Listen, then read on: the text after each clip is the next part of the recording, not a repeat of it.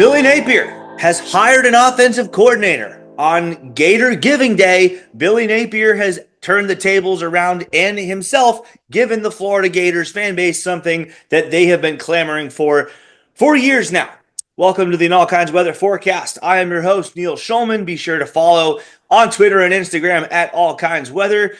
Before we go any further, please be sure to like, subscribe, comment, tell your friends, give us a 5-star rating and a nice review on Apple Podcasts. Also got to shout out our sponsor. The All Kinds of Weather Forecast is proudly sponsored by 401k Generation, the wealth management company that helps you invest today for your future tomorrow. Their team of advisors is committed to providing guidance and education for your 401k plan and its participants, and they also offer a range of enrollment solutions tailored to meet the unique needs of your company's 401k plan. Whether it is savings for your child's college, investment advice, or even just your retirement, 401k Generation's team of advisors makes getting to know you their top priority. Their advisors will tailor a path to assist you in navigating life's financial milestones and reaching your financial goals. That is 401k Generation, building stronger futures, one generation at a time. For more information, contact them at 866-998-5879 or visit their website at 401kgeneration.com. Started the show with a loud proclamation that Billy Napier has finally given the Gator fans what they want by hiring an offensive coordinator. We live in a world that kind of rewards clickbait. But in this case, it is technically accurate. Billy Napier has promoted Russ Callaway from the role of tight ends coach to the role of offensive coordinator. Some will be, they will be accurate in saying, well, that's the second year in a row he has done that. And it is true. Florida did promote him to the role of co-offensive coordinator and tight ends coach in 2024. The resume of Russ Callaway is not exactly what I was looking for when I was one of the many Gator fans who was calling for Napier to pawn off those duties. Analyst at Alabama for a couple years, receivers coach at Murray State for another couple years, receivers coach at Samford. He did call the plays for Samford for 2 years, 2016, 2017 as the offensive coordinator. Slightly, kind of moved down from being the OC, QB coach, and receivers coach to just the OC and QB's coach. Was an analyst on the 2020 LSU team. That's the really bad one that somehow beat Florida in the swamp when one of our idiot defensive backs threw a shoe, as opposed to the juggernaut of 2019. But, okay, he served as an offensive assistant on LSU. Went to the New York Giants for a year. As a Giants fan, I can tell you that 2021 season was really, really bad, where he was an offensive quality control coach, so take from that what you will. He was hired as an intern at Florida in 2022 before being promoted to tight ends coach in 2023 and the co-offensive coordinator and tight ends coach role in 2024. We'll start with the good news. Good news is everyone I talk to, people who I am perfectly open about admitting know a lot more about this kind of thing than I do. Those kinds of people are telling me that this is a star in the making. This is a very, very young, hotshot coaching commodity who's going to ascend up those coaching ranks as the years play themselves out. Say he's a genius. They say that he is someone that players can relate to and like and appreciate. These same people have told me when that was absolutely not the case. So I've learned that while, yes, it's possible they could be a little bit too optimistic about this here, they're also historically not the kinds of people who are just going to feed me garbage. So I do take that with a grain of salt, I guess, because, I wish that we would have hired someone from the outside to modernize the offense for 2025. But I also don't hate this, because of the feedback that I've been getting on Russ Callaway from, again, people who know more than I do. Again, all about admitting that. And because I think that Russ Callaway, if he is indeed given more duties within this offense, can modernize it a bit and open it up a bit more. The catch here, Billy Napier will continue to call the plays. So that's why I called my initial few words of this show clickbait, because that's probably what people were looking for when they saw the title of offensive coordinator being handed over to Russ Callaway. Is he really the offensive coordinator if he's not calling plays? I don't know. That's up for you to decide. Napier, though, we do know will keep calling the plays. The question is, will the offense look any different, and will the play designs look any different? Because one of my biggest criticisms about Napier has been his atrocious situational play calling. He does not have a feel for the game. He, among many other things, let a lot of clock bleed off in the fourth quarter, down 3 scores at Kentucky in 2023. The double reverse garbage against FSU, also in 2023. One of the slowest developing plays I've ever seen on a 4th and 3 critical situation at Utah in the Rockies in 2023. Also pitched to Dante Sanders after faking a jet sweep to Ricky Pearsall. The 4th and short against Georgia in 2023. We're at 4 bad situational moves on his part here. The jet sweep on 4th and inches last year against Tennessee, using Mertz and not Lagway, who outweighs him by a solid 20 pounds of muscle. On a QB sneak, he does not have a feel for the game. He does not have a feel for situations. And as he is the one who continues to call plays and CEO the offense, it does not appear as though those things are going to change. That's still going to be something that, frankly, I'm concerned about. Because look, we've gotten 3 years of data with this. We did see some improvement in the offense in his time at Louisiana. Levi Lewis and I guess even with a freshman Montrell Johnson there at Louisiana did take the offense from being pretty bad when he started to a little below average to average and then to good. But that was in the Sun Belt. This is in the SEC. So where does that leave us now with the offense as a whole? Well, the situational play calling issue is still going to be there, but that does not mean that the play designs are going to be the same.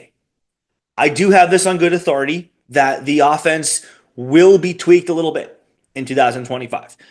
By a little bit, I don't know more specifics about that. I'm probably not supposed to know any more about that, but I am pretty confident that there's going to be at least something that's a little bit newer, a little bit sleeker, a little bit faster paced even than just the vanilla, bland, boring offense that we saw last year with mostly 12 personnel and rollouts and most of the throws being between 5 to 15 yards. Actually, I shouldn't knock the rollouts because the rollout play action tight end dump off on the misdirection is one of the plays of Napier's I actually like. But in any case, so Napier's going to call the plays. So what changes? Offensive play designs may look different. Also have to wonder if Russ Callaway is going to have a hand in the, shall we say, preparation for games. You have to think that as someone who is well respected within those rooms in Gainesville, he's going to be a little bit more emboldened, shall we say, to go up to Billy and say, hey, no. They're going to know that's coming, Billy. No, you can't do that. You can't go 12 personnel and just roll the quarterback out and have both tight ends run a flood concept on the right side. They know that's what's coming. Got to do something else here. Maybe instead of a flood, you have someone double back for a wide open screen, maybe with a blocker or two out in front on, say, the play is rolling to the right. Maybe you throw it back to the left. Got to incorporate something like that in the offense a little bit more. Florida did that once or twice last season. Not a lot, but they did that. I believe now they're going to be doing things like that catch the defense by surprise with just a little bit more frequency than they did the last couple of years. Of course, there is the concern that Florida's offense with Napier calling the plays last year, even with DJ Lagway. Yes, I know he did not lose a game. He started and played to completion, but nonetheless, the totality of the Florida offense last year was good for 64th in the country. So, Russ Callaway, can he change that? Will he have anything to do with the play designs? Will he have anything to do with the game preparation and the game plans? Yet to be determined. Like I said, we did hear whispers last season that he was going to be more involved in the offense. He was handed the co-offensive coordinator role. Did that change anything?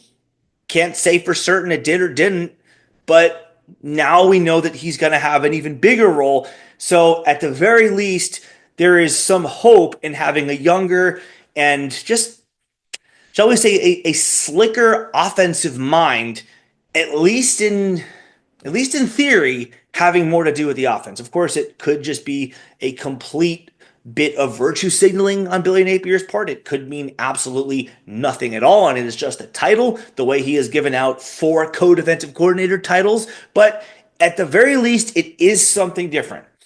Napier is still calling plays, which is a big concern, but at the very least, he is willing to tell the public, I think enough of this guy that I'm willing to give him the coordinator role, not the co-coordinator role, but the full-on coordinator role on the side of the ball that I have spent all these years telling the whole wide world with my chest puffed out that I am so great at.